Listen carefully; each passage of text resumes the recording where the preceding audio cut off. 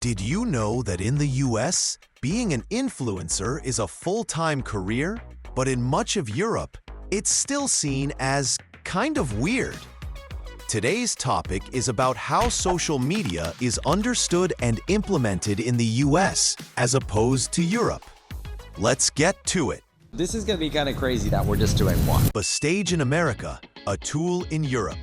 In the US, Instagram, X, formerly Twitter, and TikTok, for example, are viewed as global stages. The user in Los Angeles is likely creating content with the same possibility of virality in mind as a user in Atlanta. In the US, we have people building personal brands, even if they aren't influencers, without a large team to support their accounts. On the other hand, the majority of Europeans use social media more functionally.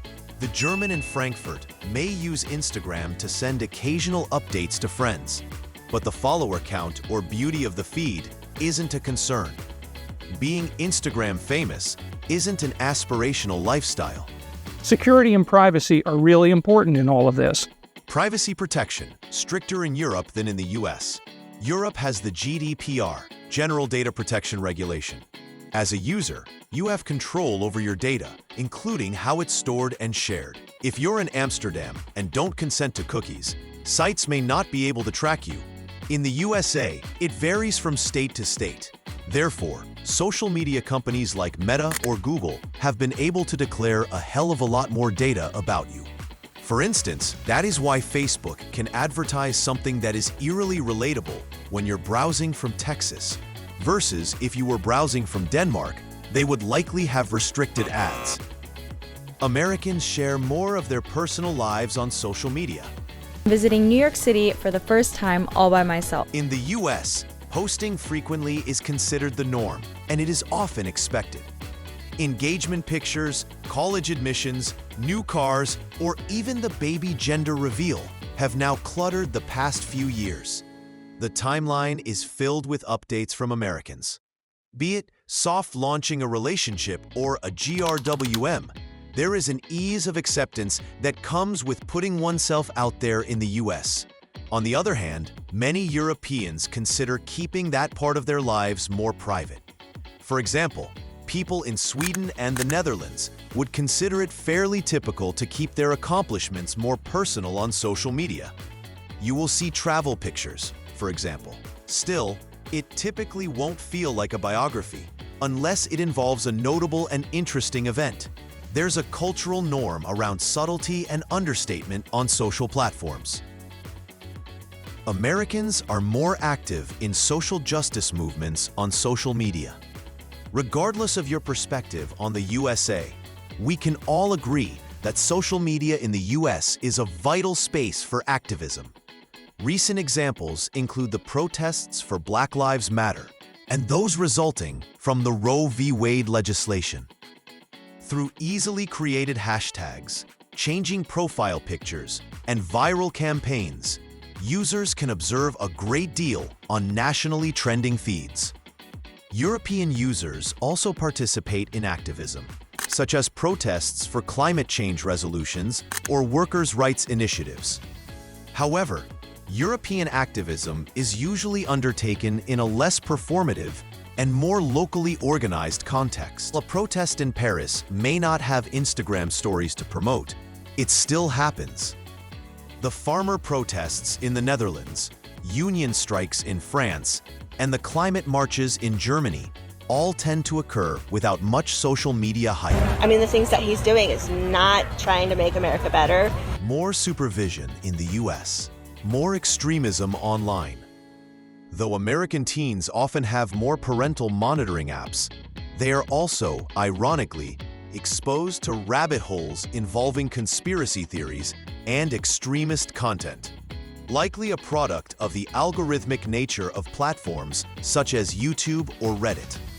The same teenagers in Norway or Belgium might start using the apps earlier and have less supervision, but the environment is far more regulated.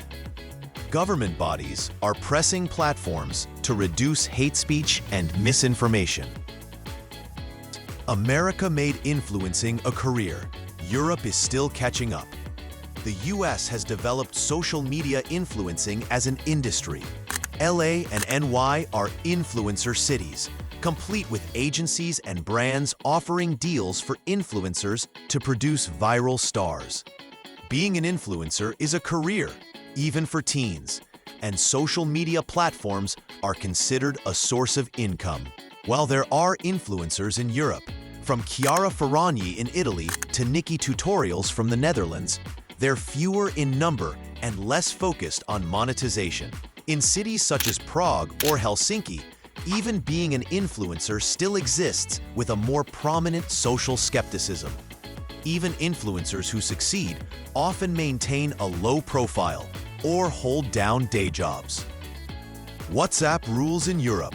iMessage and SMS dominate in the US. In Spain and the UK, WhatsApp is a necessity. It has a use for everything, from personal chats with friends and family to educational settings. The blue ticks and the group chats are likely regular to them. Even grandparents use it. It's so integrated into life that people treat group chats almost like private communities. It is not unusual for the idea of leaving the group to be socially expressive. In the US, WhatsApp is primarily used as a means of communication for immigrants and international business professionals. The standard forms Americans use are iMessage or texting. There are group chats, but they certainly do not play the same role in social coordination in the US. TikTok trends move differently in Europe and the US. US, TikTok is seen as one giant feed. Creative trends, such as a song or dance moves, can go viral in a matter of hours or days, so that soon everyone is lip-syncing to the song or dancing to the beats from Alabama to Oregon. European TikTok trends often remain within cultural borders. For example, trends that go viral in Italy are unlikely to gain traction in Finland. Moreover, many Europeans use content in their native language, which, of course, means that TikTok works more like a set of national TikToks rather than a large, viral TikTok universe. Social media platform loyalty stronger in the US than in Europe. Users in the US generally have a wider allegiance to a select number of apps, such as Instagram, Facebook, TikTok, and X. While new platforms undoubtedly arrive from time to time, it takes longer for audiences to start adopting them at a larger scale. For example, Discord and Threads. In contrast, Europeans are much more adventurous in the sense of trialing different platforms. Mastodon, Telegram, and Be Real all face challenges with traction in the US, but have enjoyed some following in many European countries. For example, French teens helped popularize Be Real in France, well before it started gaining traction in cities like New York. Content moderation is shaped differently by laws in Europe and the US. Social media platforms will have to comply with the EU's Digital Services Act. The European Union has passed new laws such as the Digital Services Act, which holds social media platforms responsible for harmful content, misinformation, and the amplification of such content through their algorithms. In comparison, tech companies in the US are covered by Section 230 laws that shield them from liability for user-generated content. For this reason, you may see conspiracy-heavy trending content on US YouTube, but not on French YouTube, where content will be flagged or blocked.